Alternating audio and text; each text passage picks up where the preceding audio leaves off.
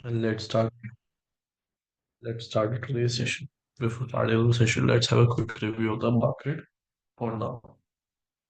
So how does the market look like? So market pretty much looks like this right now. अगर हम market की बात करें, Nifty का अगर चार्ट एक बार ओपन करके देखते हैं, निफ्टी में ना भी बहुत एक इंटरेस्टिंग पैटर्न बना हुआ है. I hope you guys are able to see my screen and the chart. यहाँ पे एक continuous down trend Nifty touch कर रहा है. नीचे गया, एक पुल बैक लिया ऊपर की तरफ, फिर नीचे गया, फिर एक पुल बैक लिया, and continuously down trend continue रहने वाला है यहाँ पे. सो ओवरऑल अगर देखा जाए, निफ्टी का ट्रेंड अभी भी बेयरिश ही है. Both the long term and short term trends don't look bullish for now. अभी even after budget, even after many structural triggers, nothing has improved the market. अगर हम बात करें रेट कट की, तो finally the government has the RBI has decided to cut the interest rate by 0.25 bps, which is 0.25%. जिसकी वजह से bank Nifty थोड़ा बेटर परफॉर्म करने लगा है. बैंक की सेक्टर थोड़ा इंप्रूव कर रहे हैं, बट ओवरऑल मार्केट में कुछ ज़्यादा इंप्रूवमेंट नहीं दिख रहा है. उसका प्राइमरी रीजन है कि मार्केट ने वो एक्सपेक्टेशन ऑलरेडी बना ली थी कि 0.25 या 25 बीपीएस का कट तो आएगा ही आएगा. एंड दैट पे यू सी दैट मार्केट में यहाँ पे कुछ एक रिकवरी बनी, but then again the market fail. अगर आप चार्ट देखोगे यहाँ पे बैंक निफ्टी का भी, तो बैंक निफ्टी भी थोड़ा बहुत लीड कर रहा है, बहुत ज्यादा लीड नहीं कर रहा है. बैंक निफ्टी भी एक मेजर डाउन ट्रेंड से थोड़ा बाहर निकला है अभी recently, but holistically overall trend अभी बेयरिश है. Till the time bank Nifty doesn't close above 51,500, हम बुलिशनेस नहीं देखते बैंक निफ्टी में.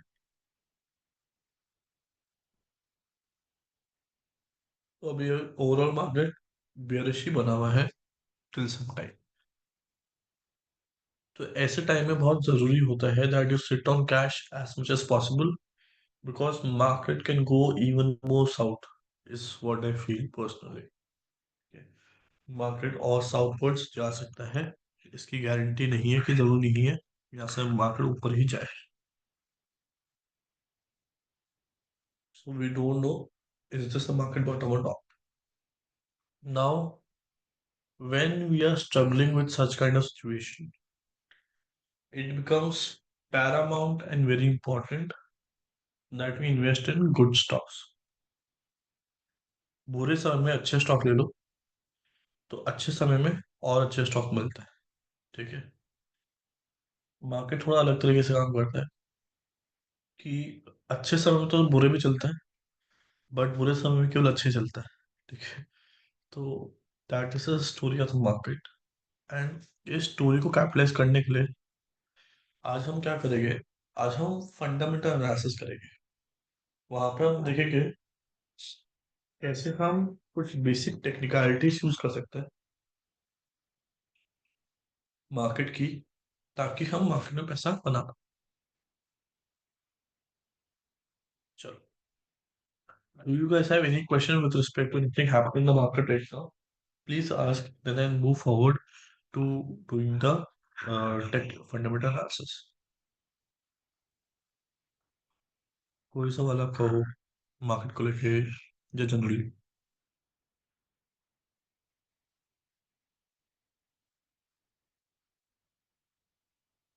चलो, कोई बात नहीं. If there are no questions, let's move forward.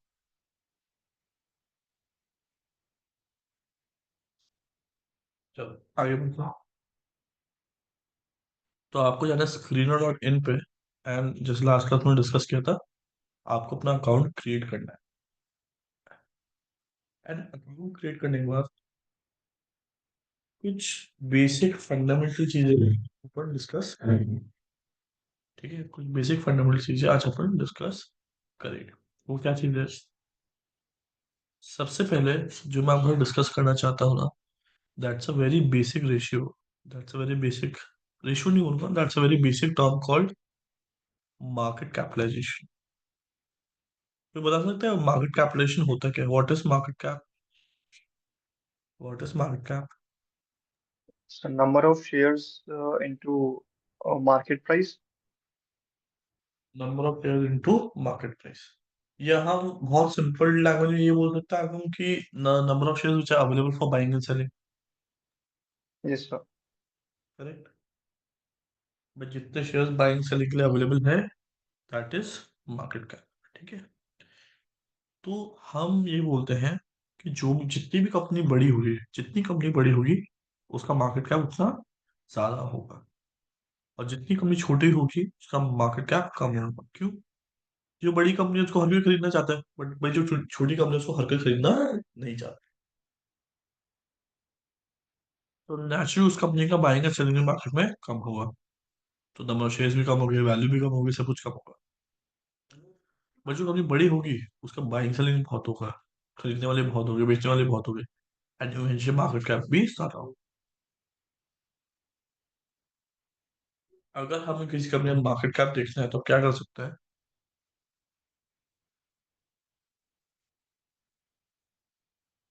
Let's say मैं यहाँ पे जाता हूँ, सर्च करता हूँ HDFC bank. The first thing which I see is the market cap. कितना मार्केट कैप है? 13,25,588 करोड़। ठीक है।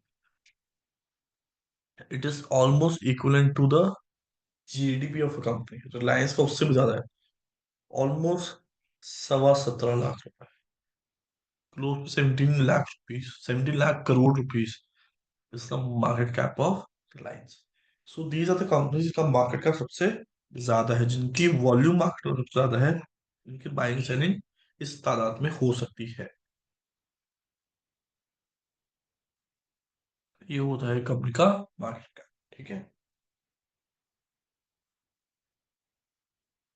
That's a more basic fundamental that you should. ठीक है।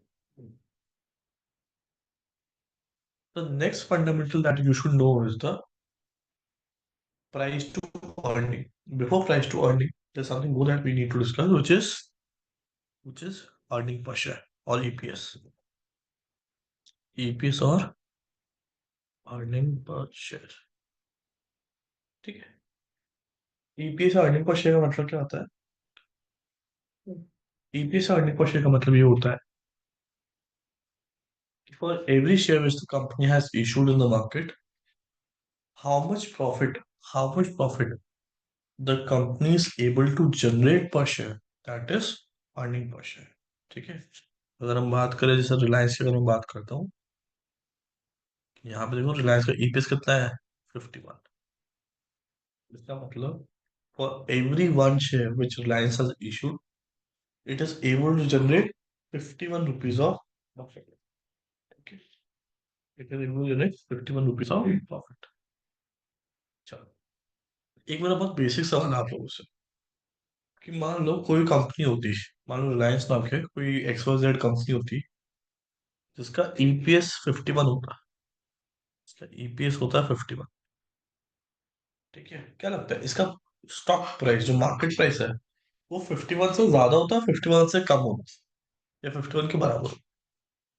नॉर्मल सिनेरियो में, कोई एक्सट्रीम सिनेरियो है, नॉर्मल सिनेरियो में the price of the company would have been more than 51, less than 51, equal to 51।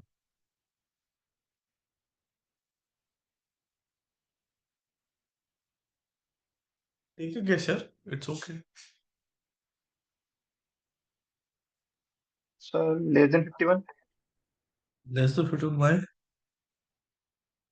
So because Reliance, उनके competitors are out of them. Reliance is performing नहीं very नहीं, मैं better. वही कह रहा हूँ, don't think in terms of Reliance, I am saying Okay. Think in terms of any normal company होगा। Any normal company, what do you think उसका price इससे ज्यादा होगा, इससे कम होगा?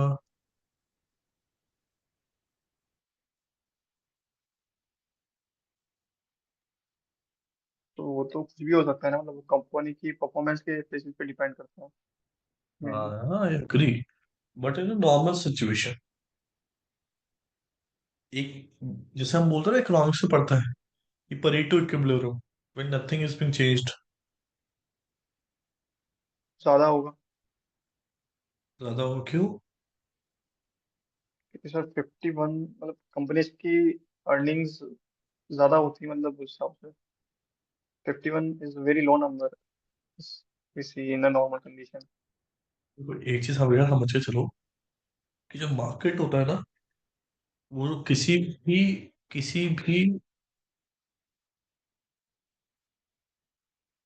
मार्केट होता है ना, किसी भी कंपनी की जब प्राइस लगाता है, तो जो प्राइस लगाता है तो आज के सिचुएशन के हिसाब से नहीं लगाता, वो लगाता है आने वाले समय के हिसाब से। ठीक है।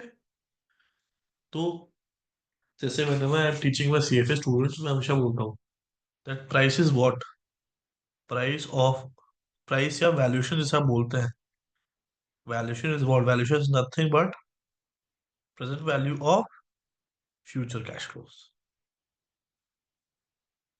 आने वाले समय में जो होने वाला है, जो वैल्यू आने वाली है, उसकी आज की वैल्यू लगाओ तो वो क्या होती है, प्राइस। ठीक है। वैसे ही मार्केट होता है, मार्केट जो आपको प्राइस देता है वो लगाता है, वो आज के हिसाब से लगा रहा होता है, वो लगा रहा होता है कि आने वाले समय में क्या होगा, उसके हिसाब से आज प्राइस दे रहा होता है।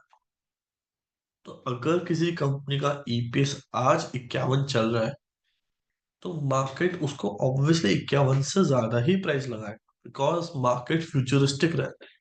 फ्यूचर में जो चीजें होगी, फ्यूचर में जो प्रमोटर करेगा, सारी चीजें होगी, मार्केट उसको सबको कंसिडर करके चलता है एंड प्राइस अकॉर्डिंगली दी जाती है।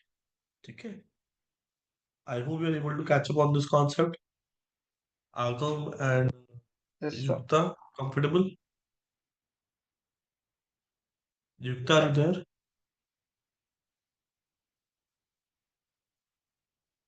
Good. So price is nothing but PV of future cash flows, and when a price is placed on a company, price is always placed on the basis of what the company's value could be in the future times. ठीक है, उसके हिसाब से आज के terms of price लगाई जाती है किसी भी। क्लियर है आप? तो इसीलिए एक कॉन्सेप्ट बिल्ड हुआ जिसे हम बोलते हैं price to earning per share, price to earning per share, या जिसे हम बोलते हो पीई रेशियो। पीई रेशियो वो ये बोलता है कि यार दो कंपनीज है, दो कंपनीज है, दोनों की अर्निंग्स मान लो सिमिलर है, दोनों कंपनीज की अर्निंग सिमिलर है। तो इन अ लॉजिकल सर्कमस्टांस, एक लॉजिकल सर्कमस्टांस में मार्केट जो होगा ना, वो दोनों कंपनीज को सेम प्राइस लगाएगा। मार्केट लॉजिकल टर्म्स में एक दोनों कंपनीज को सेम प्राइस लगाएगा। अगर मान लो ऐसा हुआ, कोई ऐसी कंपनी हुई जिसका पी रेशियो बहुत ज्यादा है compare to the other company, then there is a problem, and there is a problem in that company. ठीक है। तो हम जब भी फंडामेंटल एनालिसिस करते हैं, हम वो कंपनी ढूंढने की कोशिश करते हैं जिसका पी रेशियो अपनी इंडस्ट्री की कंपनियों से कम, इंडस्ट्री पी रेशियो से कम। अगर हमें ऐसी कोई कंपनी मिल जाए, that means we are able to find a good company, we are able to find a good company. हमें चाहिए सस्ती कंपनी चाहिए। मैं इस कॉन्सेप्ट को आपको समझा देता हूँ। ईपीएस का मतलब होता है अर्निंग्स। ठीक है। ये अर्निंग पर शेयर कितनी है।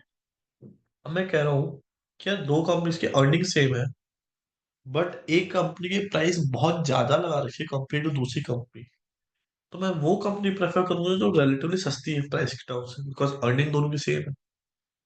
तो ये मेरे लिए फैक्टर बन गया कि if I am selecting companies, I would always select companies which has a P ratio which is less than the industry P ratio. Industry P ratio जिसका कम पी रेशियो होगा, मैं वो ही कंपनी चूज करना प्रेफर। क्लियर है? हाँ, yes come sir. Able to follow. So that is one. Another thing which we need to look at in a company is its debt to equity ratio। देखो अब ये ratio है ना, थोड़ा controversial है। Controversial क्या, वो भी समझाता हूँ उसको, थोड़ा सा समझने की कोशिश करना। देखो क्या है, हर बिजनेस की ना अपनी अपनी रिक्वायरमेंट, आज मान लो मैं आज एक सोलर प्लांट बनाना चालू करूं, तो मेरे को इतना पैसा लगाना पड़ेगा जिसकी हद नहीं है। तो ऐसे केस में मैं खुद का पैसा लगा ही नहीं सकता। I need to borrow money from somewhere, and if I need to borrow money from somewhere, अगर मुझे कहीं से पैसा बोरो करने की जरूरत है, तो ऐसे केस में it doesn't make sense to avoid a company. कहने का मेरा मतलब कि मान लो आज मैं ऐसी ऐसी कंपनी लेके बैठ जाऊं, आज मैं एक ऐसी कंपनी लेके बैठ जाऊं जिसका डेट इक्विटी रेशियो बहुत थोड़ा ज्यादा हो कंपेयर टू नॉर्मल एवरेज, और बोल कंपनी खराब है, that is a very wrong metric. थोड़ा सा गलत मेट्रिक है। क्यों? क्योंकि भैया कई बिजनेस ऐसे होते हैं जिनमें काफी ज्यादा लोन लेना पड़ता है। ठीक है, तो you should always evaluate this particular ratio in terms of the industry. Industry norm क्या है उसके हिसाब से आपको इवेल्युएट करना चाहिए। हाँ, बट एक नॉर्मल सेंस में कहा जाता है, एक जनरल सेंस में कहा जाता है कि यार you should always invest in a company जिसका debt equity ratio at least one हो या वन से कम। ठीक है, that is generally called as a good company. ऐसी कंपनी को हम जनरली एक अच्छी कंपनी कहते हैं। ठीक है, चलो, एक छोटा सवाल है मेरा आपसे, जो शायद आपको लास्ट क्लास से थोड़ा रिकॉल अप कर पाओ, अगर कर पाओ तो बहुत अच्छी बात है। मेरा एक सवाल था आप लोगों से सबसे, कि हम बिजनेस क्यों करते हैं, what is the purpose of doing business. Last class में एक डिस्कशन में हुआ था हमारा। To generate income. Okay,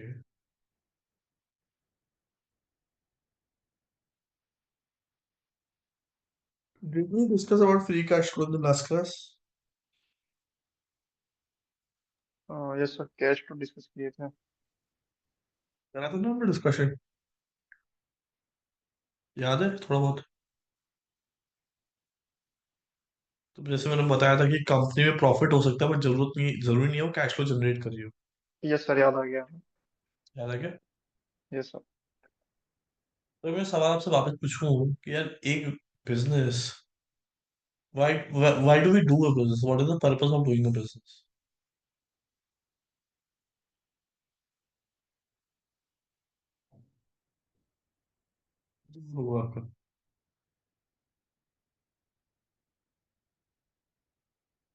what is the purpose of doing business?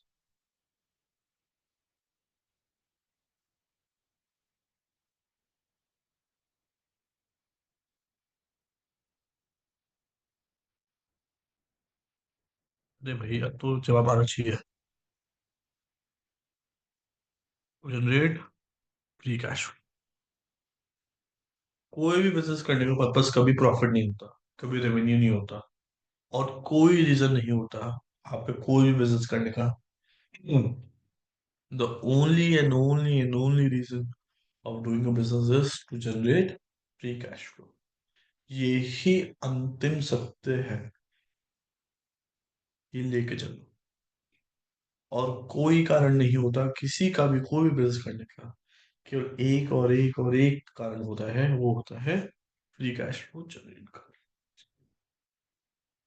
ठीक है, अब ये फ्री कैश फ्लो जनरेट करने का जो रीजन होता है, जो पर्पस होता है, इसलिए कोई बिजनेस किया जाता है, तो हम हमेशा वो बिजनेस प्रेफर करेंगे। We would always prefer a business which has a positive free cash flow. इसका फ्री कैश फ्लो क्या हो? पॉजिटिव। अब फ्री कैश फ्लो का मतलब क्या होता है सर? फ्री कैश फ्लो का मतलब ये होता है कि भैया धंधे से जो पैसा आया, उसको थोड़ा बहुत धंधे में लगाने के बाद भी मेरे हाथ में जो पैसा बच गया, वो होता है फ्री कैश फ्लो, उसे हम बोलते हैं फ्री कैश फ्लो। ठीक है, इसे फ्री कैश फ्लो कहा जाता है। ठीक है, तो हम हमेशा वो बिजनेस प्रेफर करेंगे जिसमें फ्री कैश फ्लो क्या हो? पॉजिटिव। जिस धंधे में फ्री कैश फ्लो पॉजिटिव है वो धंधा सस्टेन करेगा, अदरवाइज बाकी धंधे बंद हो जाएंगे। ठीक है, तो ये रेशियो बनाते कैसे हैं?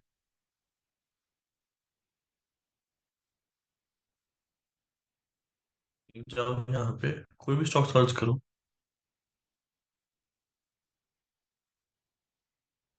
सर्च करा। अब यहाँ पे जाओ नीचे,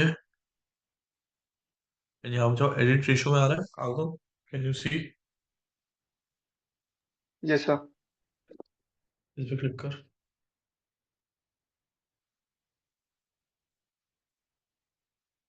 ठीक है, वहां पे जाओ, वहां पे जाओ, क्रिएट न्यू रेशियो नीचे।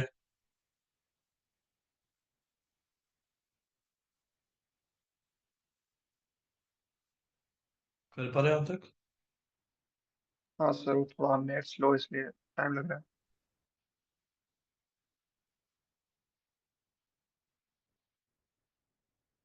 क्रिएट न्यू रेशियो में गए, फिर यहाँ पे जाओ, एंड फिर जाओ यहाँ पे free cash flow, create new ratio में जाओ। रेशियो का नाम डाल दो कुछ भी, जो तुम्हें ठीक लगता हो। फिर यहाँ पे आ जाओ।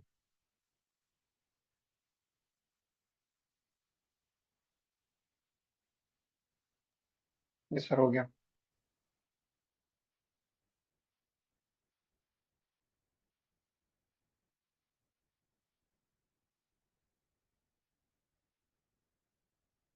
तो यहाँ डालो free cash flow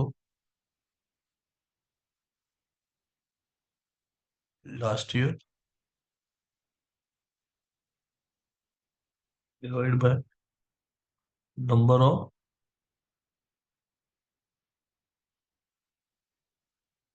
equity shares. डाला?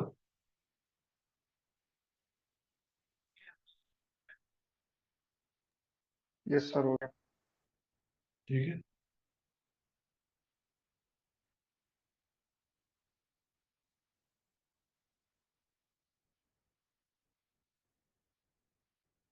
अब नीचे से आओ, डिस्क्रिप्शन लिख दो कुछ भी जो तुम्हें ठीक लगता है एक बार। और शो प्रीव्यू पे चले जाओ। ठीक है, शो प्रीव्यू पे जाओगे तो कुछ ऐसा है।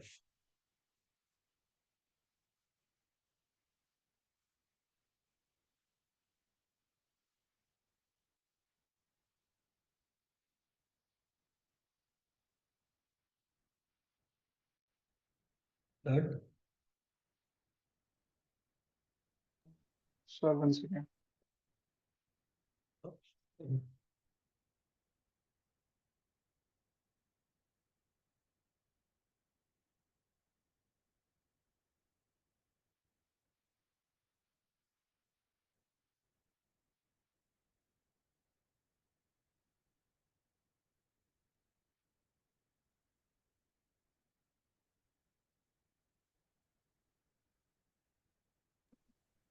यस सर, आ गया।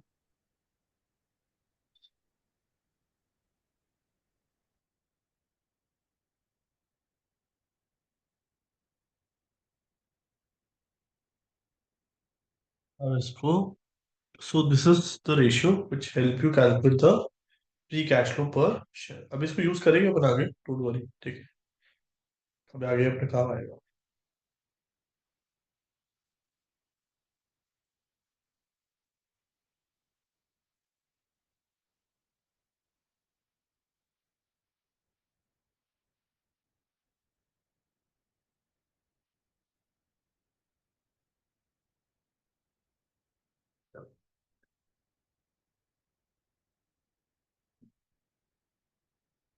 ठीक है, next thing that we want is,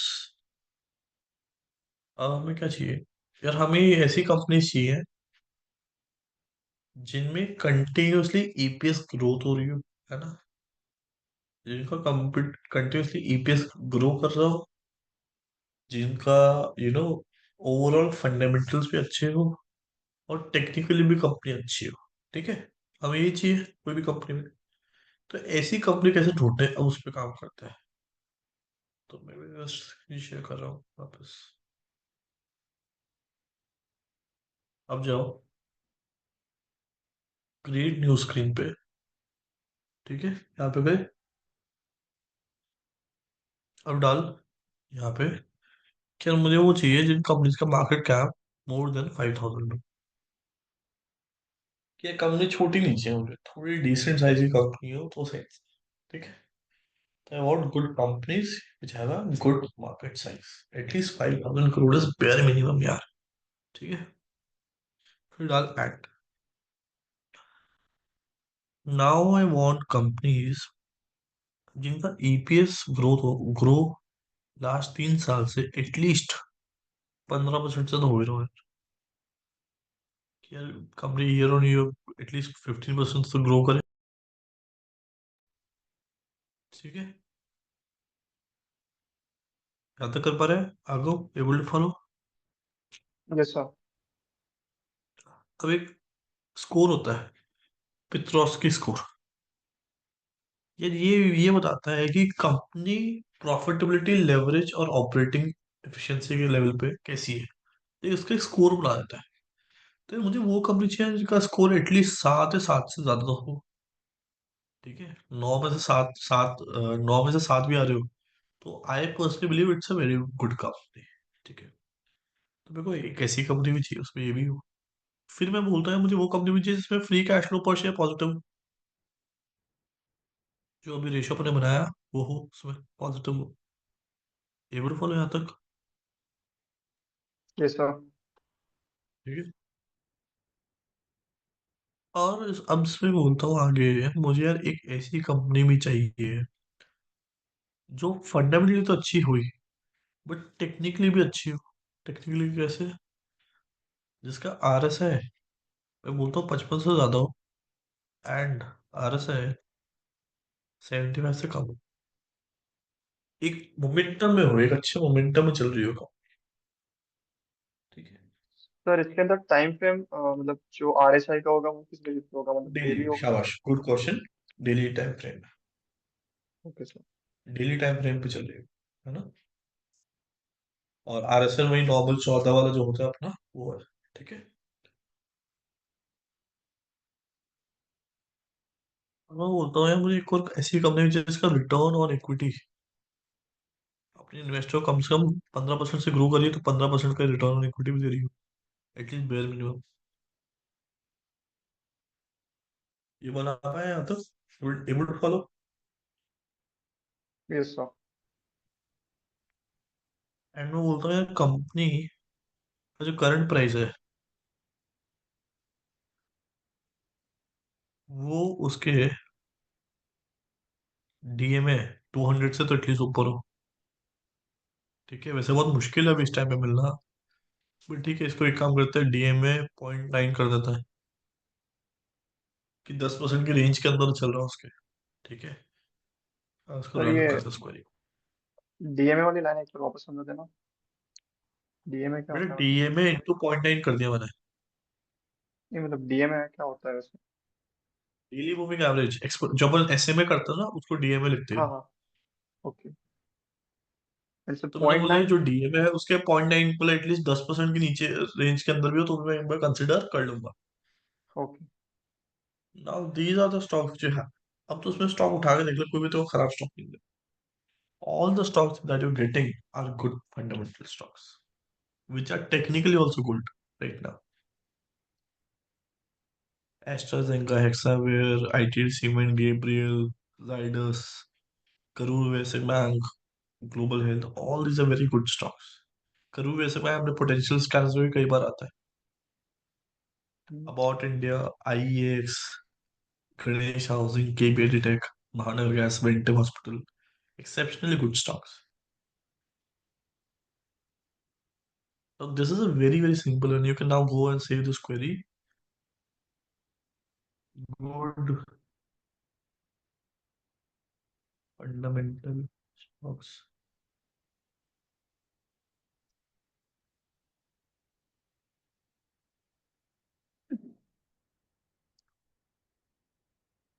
Now you have saved your update. अब कितनी देर लगी मुझे अपने सिस्टम को बनाने में? और यही सिंपल चीजें works best in the market and I can challenge you on this. Now आगे look at one more thing. यहाँ पे देख 1 मंथ रिटर्न स्टॉक्स का देख सबका। इन नेगेटिव मार्केट बता रहा हूँ मैं ये, जहाँ पे एक महीने में मार्केट में रिटर्न नहीं है, यहाँ पे 1 मंथ रिटर्न स्टॉक्स का चेक कर। हाँ 15%। One stock, every stock has given a positive return, और जिसका नेगेटिव हो, नेगेटिव बहुत ज्यादा नहीं है कोई। मतलब लॉस तो नहीं है एटलीस्ट, मतलब इतना मतलब कोई भी ले सकता है हिसाब एग्जैक्टली से। यार। And how much time did take us, and these are robust systems, and तो इन स्टॉक्स को ट्रैक कर अबाउट इंडिया, तो I can guarantee I myself purchase stock, Bajaj auto I हाँ माई वो सेल्फ नहीं, purchase stock, Ganesh ITD holding. Cement लिया था अभी कुछ टाइम पहले, बीएससी भी कुछ टाइम पहले लिया था, यूनियन बैंक का मैंने कई बार डिस्कस करा ही है, it came in another filter also, Indus tower came in another filter also, Indus tower we bought and exited earlier.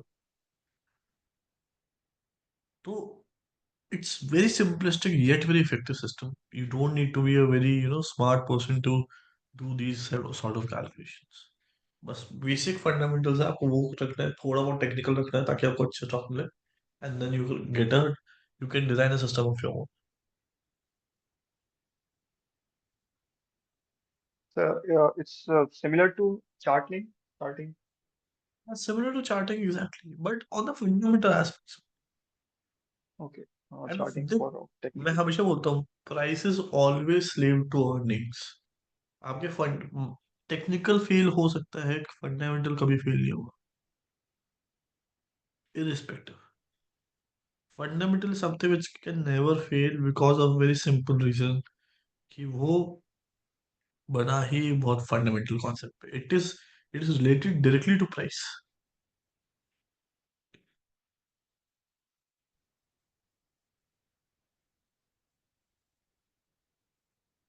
Right? So I hope this clear. Yes, sir.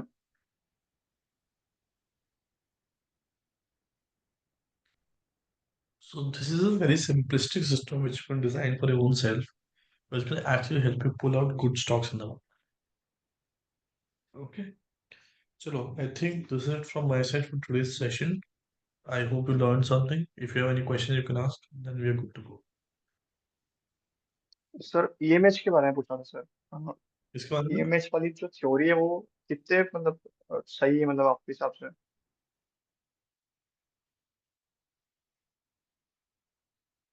फिर बेटा,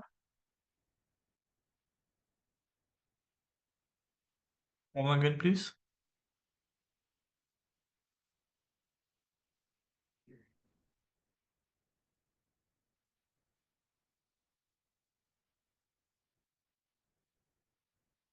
Argo, you are not audible. There's some audio issue with you. Hello. हाँ बेटा बोल। हाँ sir, वो मैं ऐसा पूछ रहा था सर, जो एविशन मार्केट हाइपोथेसिस है वो आपके हिसाब से कितनी सही है मतलब? यार, EMH theory, यार, it's still more of a bookish concept because it assumes that the investors are making rational decisions all the time in the market, hmm. which usually never happens, or which usually never happens almost. So theory wise it's a good concept, no doubt, but practically I would say कि again sort of economic concept जहाँ पे होता है ना कि हम बातें बातें कर लेते हैं, अच्छा ऐसा होता है, ऐसा होता है, ये करना चाहिए, but this doesn't apply real life. तो एफिशिएंट मार्केट हाइपोथेसिस के बाद you will also read about imperfect efficient market hypothesis, perfect market efficient hypothesis, which is part of स्केफ आल्सो। हम्म। तो जहाँ पे प्राइस एंड इंफॉर्मेशन जो होती है वो बहुत क्विकली ट्रैवल नहीं कर रही होती है, ठीक है, not everyone has the entire information, and never everyone anyone can have the entire information in the market, which is not possible. So it's still more of a bookish concept, yet it helps you understand the market in one way, ठीक है? Sir वो fair value का एक बार समझना था, क्या? जो fair value का कॉन्सेप्ट होता है ना कि the market discounts everything something ऐसा कुछ था। हाँ हाँ, आई अंडरस्टैंड है, बट वही भी चीज कह रहा हूँ ना, it doesn't happen always, it always happens, मतलब ऐसा हमेशा नहीं हो सकता कि मार्केट कैन डिस्काउंट एवरीथिंग, हम्म। ठीक है? It can only happen here when everyone has a entire information. Then everything can get factored into price, Yes, sir. right?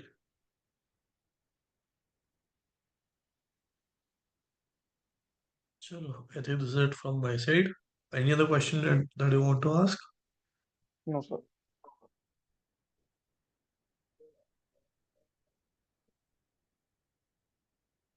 ठीक है, cool.